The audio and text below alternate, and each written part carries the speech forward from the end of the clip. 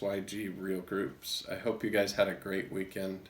It was awesome being able to connect with some of you and hearing from the youth staff. I'm really proud of you guys and how you're getting in God's Word and sharing His truth with each other and with other friends.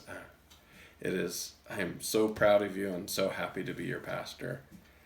How many of you guys have ever gone out to eat with somebody and right as you take a bite and you put some food in your mouth, they ask you a question, and then there's that awkward time where they're staring at you, waiting for you to respond, and the only noise is you chewing?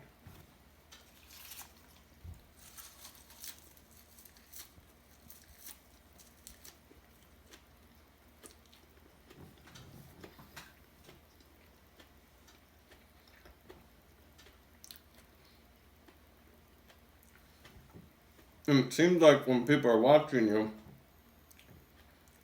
it takes longer and longer to chew and for the things to break down in your mouth.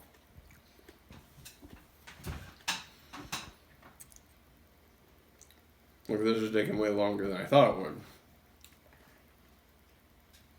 But there's a word in the Bible that David uses a lot in the Psalms, and it's the word meditate. In Psalms 119, he says this. He says, in verse 148, he says, "My eyes are awake before the watches of the night, that I may meditate on your promise." And throughout Psalms, he says, I'm meditating on your word. Early in the morning, I meditate on your word. I meditate on your promises. And that word meditate, when we think of meditate now, we think of kind of the weird, like, new agey thing, like, But the word meditate in the Bible actually means to chew on cud. It's, if you watch a cow chewing on grass, or you can rewind the video and watch me, I kind of probably look like a cow chewing on grass. It's, the word meditate means to actually chew on, to actually let it sink in. And a lot of times when we read our Bible, like, we'll go through and we may write down, who is God? Who am I? What does God want me to do?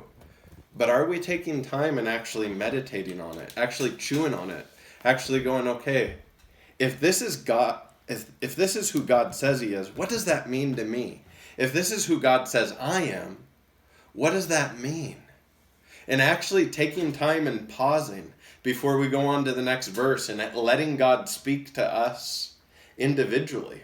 Letting Him go deep down into our heart, because His word is living and active and sharper than any two-edged sword.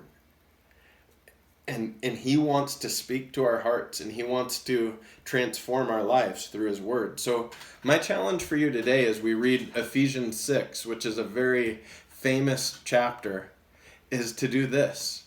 Take time with each verse and meditate on it. And if there's one verse that really sticks out to you, take extra time with that and go, God, speak to me. I want to get everything that you have for me from this verse, because God has so much for you guys today. I'm excited to hear what God's going to speak to you guys today through Ephesians 6. And I want to give you a heads up of where we're going next. It's the Passion Week.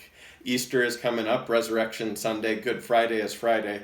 So this week after today, we are going to be getting into Jesus' last week. And we're going to be reading chapters of what He did that last week of His life.